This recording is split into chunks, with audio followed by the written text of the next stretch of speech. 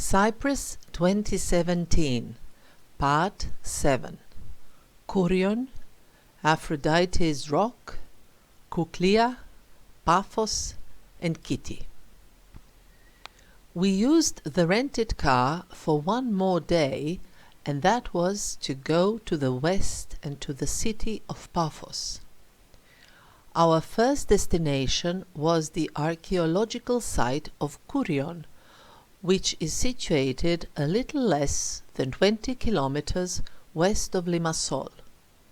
Kourion is said to be the site with the finest view in Cyprus, which it probably is, and this effect of its good position was additionally augmented by a bright sunny day.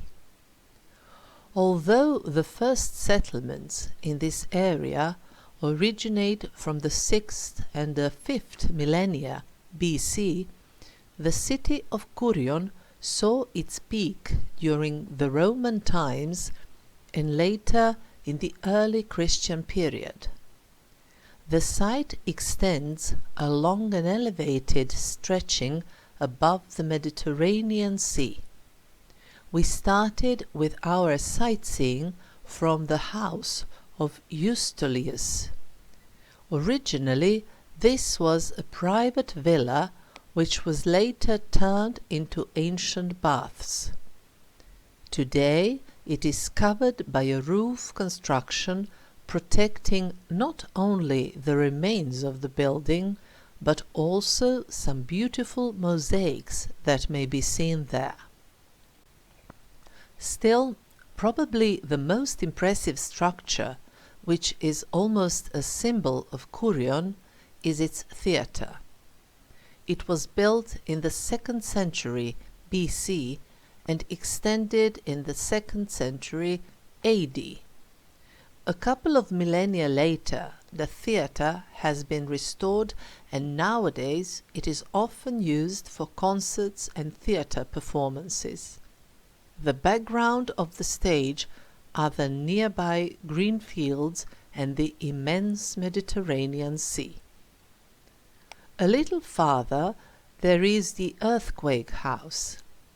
It is a Roman house from the end of the 1st century and the beginning of the 2nd century AD.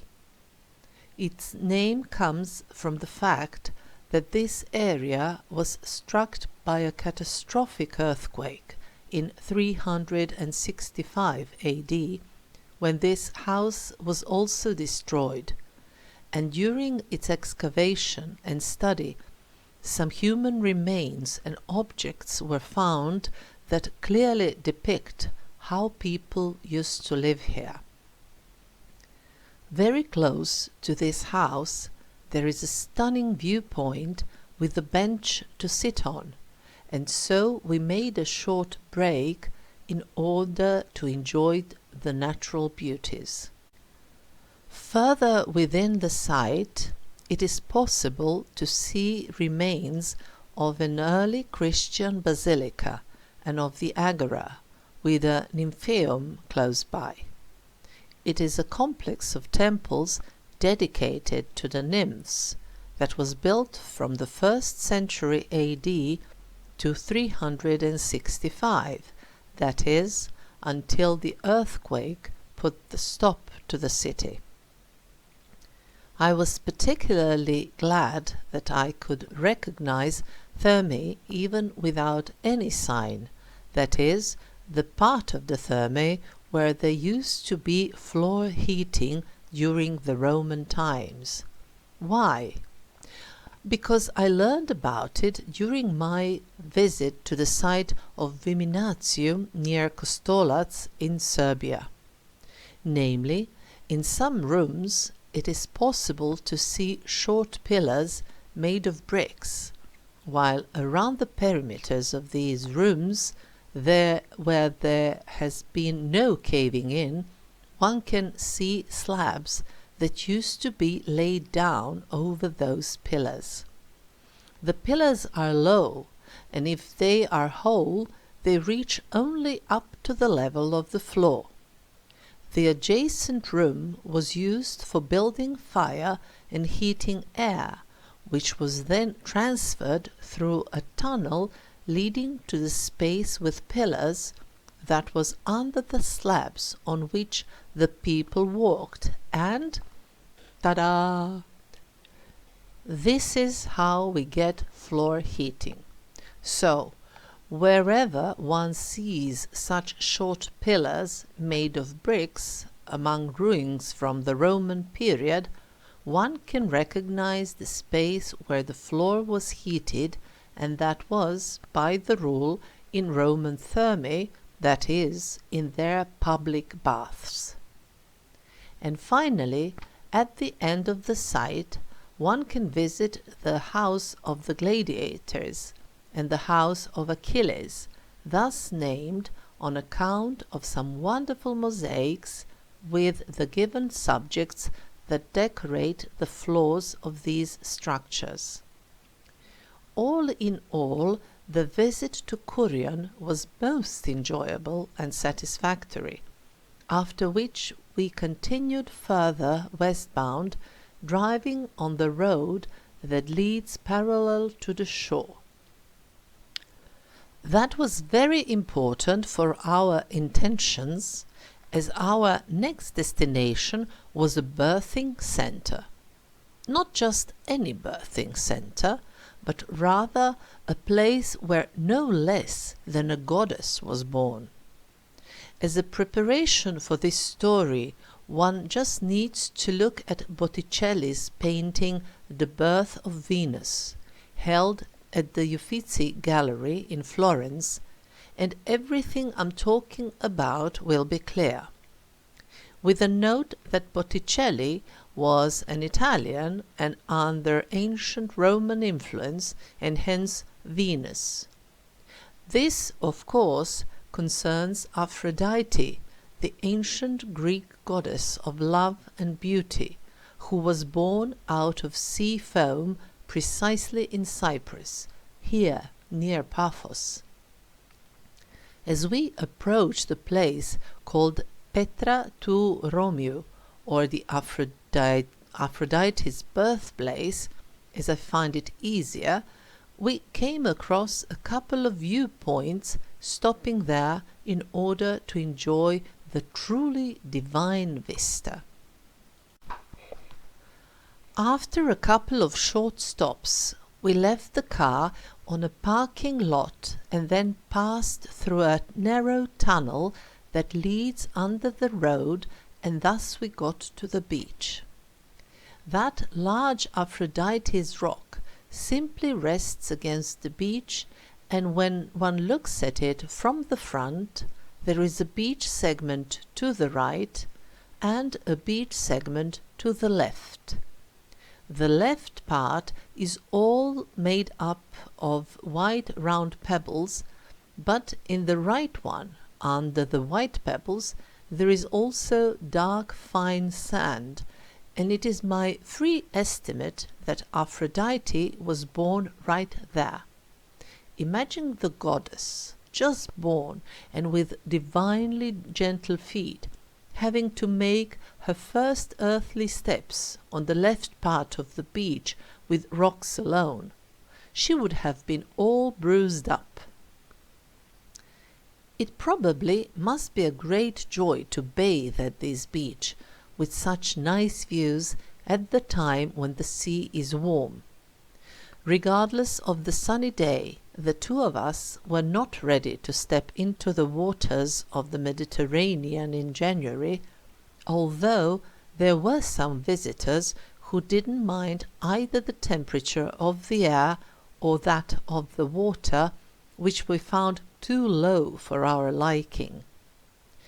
After this, the goal was to go and visit a site that is in the UNESCO's World Heritage List. This is the archaeological part Pafos, and this cultural property extends over 3 locations. The first on our route was the one in Kouklia village. Within the scope of the excavations of Pafos, which used to be one of the most famous pilgrimage centers of ancient Greece and ancient Rome, there are remains of the Aphrodite sanctuary and a museum. Originally, there used to be a large temple, walls of huge dimensions, monumental entrance, and several buildings used for banquets of religious nature. During the Middle Ages, a sugar production plant was built over the remains of the sanctuary, and that led to a large-scale destruction of the original structures. In addition, an administrative center was built in the south part of the site, which was used for the control of sugar production in the region. Nowadays, there is a fine museum there. And then we finally headed for Pafos. I had quite a confusion in my head as to what the proper name of this site was and where we should actually go, because I seemed to run into confused information and several different denominations used in parallel, but the signs along the way did help us a great deal, and we got straight to the destination of our choice. The cultural property Pafos actually consists of 3 parts in 2 locations. The first one is the one in Kouklia, and the other 2 parts, which are considered to be the same site, although they are a few kilometers apart, are Pafos and the tombs of the kings. The day was already getting close to its end, and as a result of that we didn't manage to visit the tombs of the kings, and even our visit to Pafos was done in an extreme hurry. Still, this was a very good informative visit. When I don't succeed in seeing or visiting something during my journeys, I usually comfort myself by saying, one always needs to leave something for the next time. This was also the case now. On the other hand, it is not only the question of comforting myself. Namely, the mosaics at this site are deemed to be among the most beautiful in the world. There are a lot of them that are protected from the elements under different structures. For instance, the house of Ion and the house of Dionysus, while some others are out in the open and may be seen well, but it was also clear that there were many more mosaics in the open that were conserved during winter. The experts laid down a protective covering made of some nylon material with a fine layer of sand or pebbles over it. In other words, even if we had more time, we wouldn't have seen it all, which practically constitutes an invitation for a new visit to Cyprus, but when the weather is finer.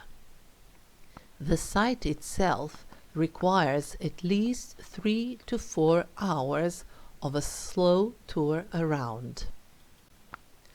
In addition to mosaics and remains of the houses, the floors of which were decorated by the mosaics, within Pafos there is also a small Odeon, used nowadays for concerts and theatre performances, Roman agora, a large theatre, remains of an early Christian basilica, as well as remains of a Frankish castle from the 13th century that was destroyed in some earthquake of the past. And while we were somewhere between those structures, the sun set for the day. Other than a few tourists, the site was completely deserted by then. As the two of us approached the exit, we realized that everything was closed and that there were no employees around, which left us somewhat confused. Still, there was a metal bar gate which revolved, but only in one direction, so it was possible to get out of the site after all. A little bit of walking around the Pafos port, and it was time for us to head back to Larnaca. On the last day, we went to another church that is situated in Kiti village, 7 kilometers west of Larnaca, and that is the Angeloktisti church, which means built by angels. The church seen today dates back to the 11th century, but it was actually built on top of the remains of an early Christian basilica. It is exceptionally beautiful from the outside, but the atmosphere that prevailed in its interior was something very special. The afternoon was spent walking or taking coffee at the Mackenzie beach, but also sorting through the impressions of our stay in Cyprus. Cyprus is known as the island of the sun. I would also add that it should be known as the island of churches and cats. Some of the churches I have already mentioned, but I haven't spoken about cats so far. There is actually nothing to talk about them. There are simply a lot of cats that may be encountered wherever you go.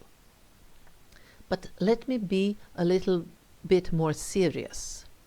The essence is that it may appear at first sight that Cyprus offers only, under inverted commas, beaches and summer fun, but that would be erroneous. Visiting the island properly and still having enough time to have a good rest would require several weeks, or, which is probably much better, that one keeps coming back here again and again.